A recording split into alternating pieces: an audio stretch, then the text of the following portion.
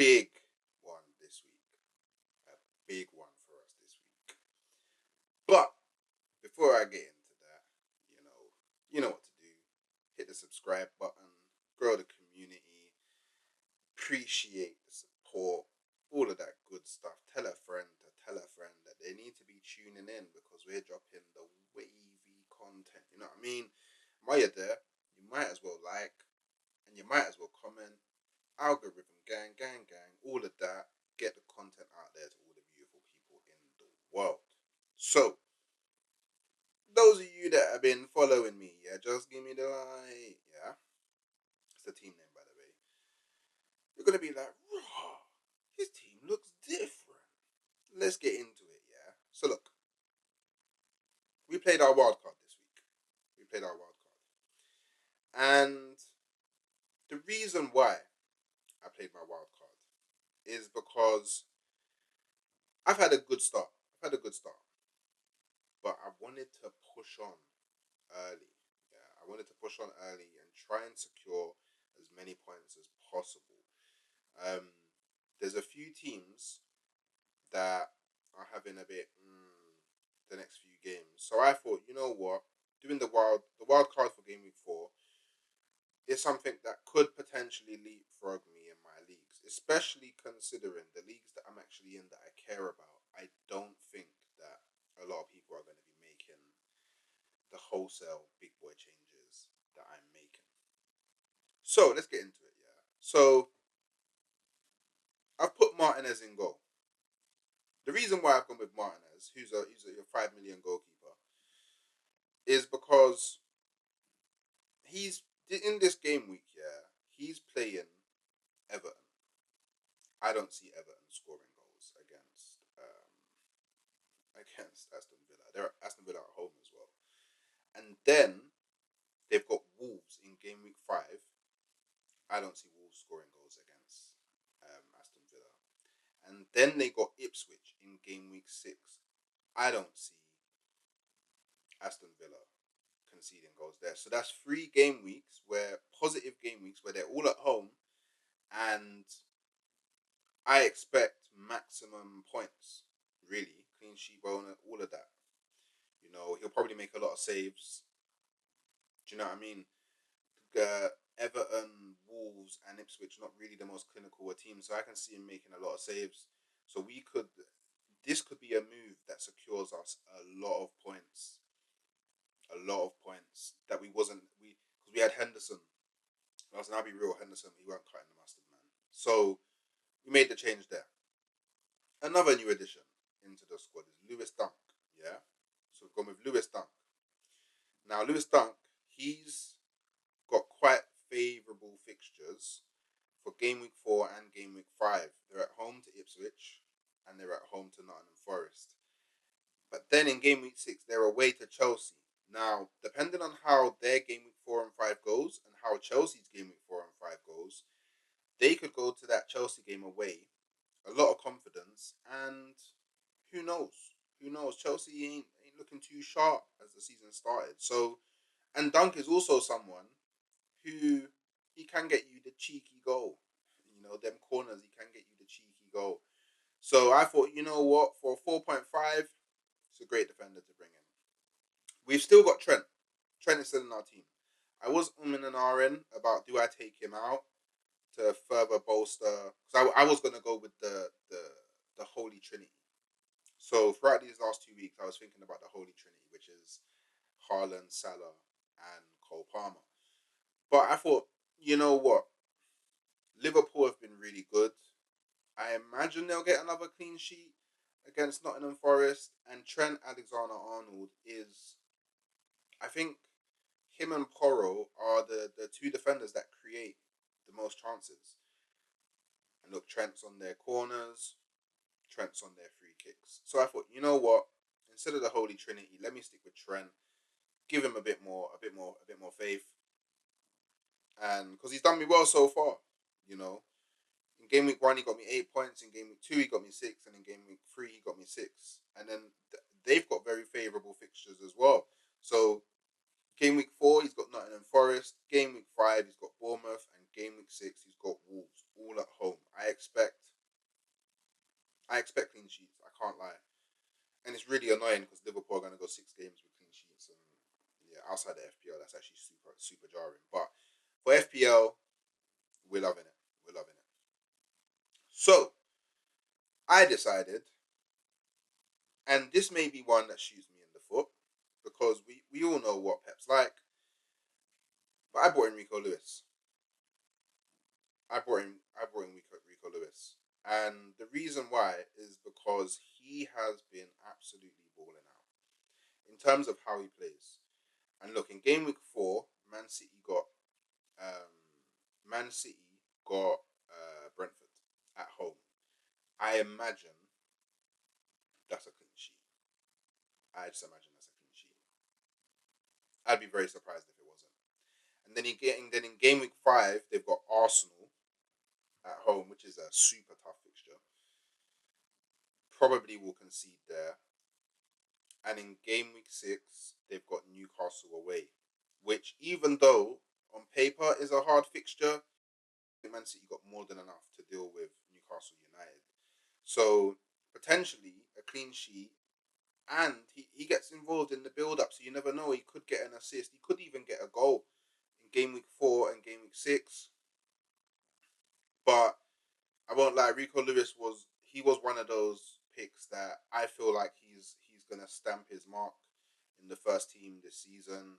Carl Walker wasn't too great last season, and it seems like Pep is siding more with Rico Lewis than he is Carl Walker as the season has started. So that's the defense. I guess the only other thing to comment on is if Lewis doesn't play in those games, I've got Face coming in for Leicester, and that is a super L. But to build the team that I wanted to build, I had to do it. So maybe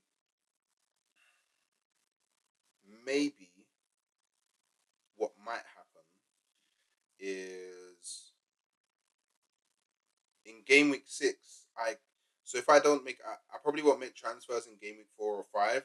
So I have two free transfers in game week 6. I might take out Dunk and put in a stronger defender, hoping that his price rises over these next 2 game weeks to the because Face coming on is crazy. It's actually crazy. So in the midfield, I'm still sticking with Eze. I think Leicester at home for Crystal Palace is a very good game. And then in game week 5 and 6, they've got Manchester United and Everton. Both games that I think are winnable. Both games that I think that he can create an impact. And I am expecting, I would say over the next three game weeks, probably eight points minimum in each of them. That's what I'm expecting, 8 points minimum. The big addition, well, one of the big additions, I have decided to bring in Phil Foden. Now, the reason why I decided to bring in Phil Foden is because let's have it right. Last season, he was their best player. This season, I think he's just going to do the same. And I think it's a cheeky pick at this point because he hasn't. I don't think he's played the first 3 games. I think it's a cheeky pick because I don't think too many people will take up Foden in this game week. So I'm hoping for differentials. No one's picked him up, at least in the leagues that I'm in. No one's picked him up, and against Brentford, he does an absolute mad thing. Like I'm talking like hat trick, absolute mad thing, hat trick, couple assists, and people are looking at my team like raw, raw. How did Hooks do that? Do you know what I mean? Another addition as well is I brought in Mo Salah. And this game week I'm captaining him. So the reasoning behind that, yeah, is pretty simple. It's actually super simple. I may not even need to explain it to you because you lot all probably already know why. But if you look at how Liverpool have played so far, in each game, so in game week 1 he got 14 points. In game week 2 he got 10 points, and in game week 3 he got 17 points. Yeah. Now, for me, it wasn't so bad missing out on those points because I had Haaland, and Haaland went on absolute grease in all those in game weeks as well. But I thought with Liverpool playing Nottingham Forest, Bournemouth, and Wolves at home, I think they're they're at least favourable games. Salah's probably gonna. It's a. I'll get onto it in a bit, but as you can see, Haaland is no longer my team. I feel like Salah can carry the torch for me that Haaland was carrying in it. So I don't think I'll miss out on too. The only, the only teams that will probably do maybe I don't even know, but because it's debatable in it because teams that have Haaland and Salah in it, they're probably lacking in other areas. They're actually probably lacking in other areas. So I think the points will balance themselves out. But I think because I have Salah, I don't think I'll have so much of a loss. Um, so yeah, it's just that simple, really. And we still have Saka. Now I was thinking about taking Saka out because that Tottenham that Tottenham game and that Man City game, both away, both difficult fixtures. But I thought, you know what, with Erdegaard being out and with Declan Rice being out, Saka's gonna have to step up in the North London derby, and then he's gonna have to presuming Erdegaard is still out in game week 5. That's Man City. He's gonna have to. I just think if anybody's gonna do anything, it's gonna be Saka and Havertz. If anybody's getting points in Arsenal, it's gonna be Saka and Havertz. I think we can keep a clean sheet against Spurs. I don't think we can keep one against Man City. Hence why I haven't got any Arsenal defenders. But for game week 6, I may bring in a Gabriel or Saliba, but we'll see. But from game week 6, we got Leicester at home, and then once we weather the storm, well, I say weather the storm. Well, yeah, I guess once we weather the storm of Spurs away and Man City away, we then have Leicester at home, Southampton at home, and then Bournemouth away. All fixtures that I think are winnable. Then we go back into the darkness again because we have Liverpool, Newcastle, and Chelsea. But Liverpool's at home, so it should be a decent game. But yeah, I for the next 5 game weeks, I think he's the one that's going to get points from Arsenal. So that's why I've kept him in. Cool, that's my midfield. And then, so up front, striker. So as you can see, and wait, because I can't actually remember where. How do I,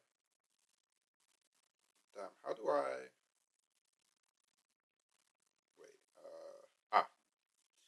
so, cool. So as you can see up front, the changes that I've made,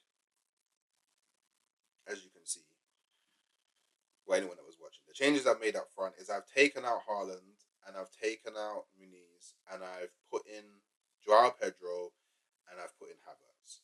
Havertz, very similar, like basically everything that I said about Saka, you can just apply to Havertz in it because that's pretty much why he's there. I thought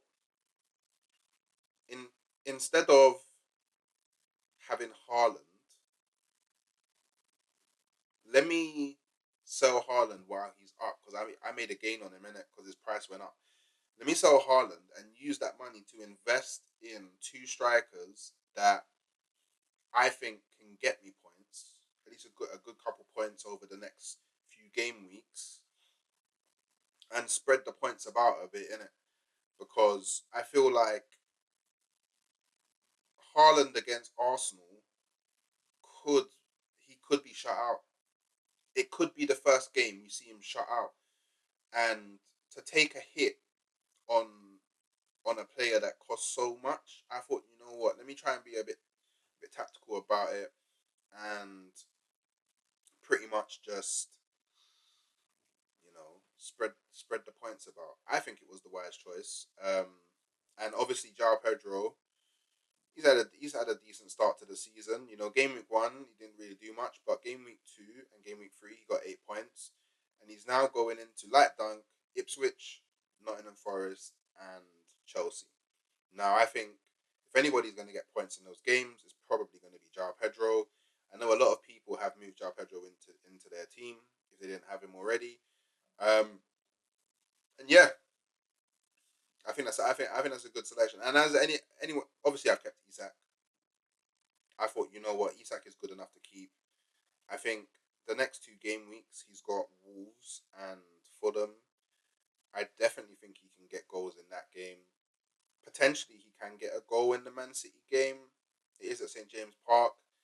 It's a big ask, but if anybody's scoring in that game from Newcastle, it's going to be Isak. So I thought, you know what? Let me just keep him in. However, actually, no, I can keep him in because Newcastle fixtures ain't that bad. Because after Man City, they got Everton, which he will bag. And then they got Brighton at home. Could be difficult, but I do think if anyone's bagging, it's going to be him. Then they got Chelsea away. He's defo bagging at Chelsea away. Chelsea's defense is horrible. Then he's got Arsenal at home. It's been us and them. It's been tricky over there. I think they will score, and if anyone scores, it will probably be him. Then they got Nottingham Forest and West Ham and Crystal Palace. These are all games he can score in. Isak might be the guy that stays in my team the whole season. You know, I can't lie. I can't lie. But let's see how it develops. Let's see how it develops. I guess the only other thing to mention is I brought in Semenyo. He's on the bench. I just thought it's better to go to 3-4-3. And I thought, you know what, it's probably more likely that Eze does something and Foden does something. But however, if Foden doesn't play for whatever reason, I think that Semenyo is someone that is a good points guy to come off the bench. And do you know what I mean? So I basically worked it in a way where, because I'm starting to think about my bench as well, because I would say potentially somewhere between game week 15 and game week 20, I'm gonna try and slap a bench boost. This is what I'm thinking this year. So yeah, that's the team for game week 4, man. I'm feeling confident. You know, in terms of points, last game week we got 81. I think we can do more than that this game week. I honestly do. I think we can do more than that this game week. So I guess let's see how it goes. You know, and a lot of people are gonna be like, he doesn't have Haaland. That's what we're gonna do, and he doesn't have Haaland. Um, but hey, let's see if that decision shoots me in the foot in it. I mean, let's just see. Let's see if it comes back to bite me in the ass. So yeah, let me know in the comments below what you think about my team for game week 4. And let me know what decisions you made on deadline day. Um, if you made it this far, you're a G. You might as well subscribe. It means you like what you're watching. And if you can, drop us a like, drop us a comment. Algorithm gang, you know what it does. And I'll catch you next time.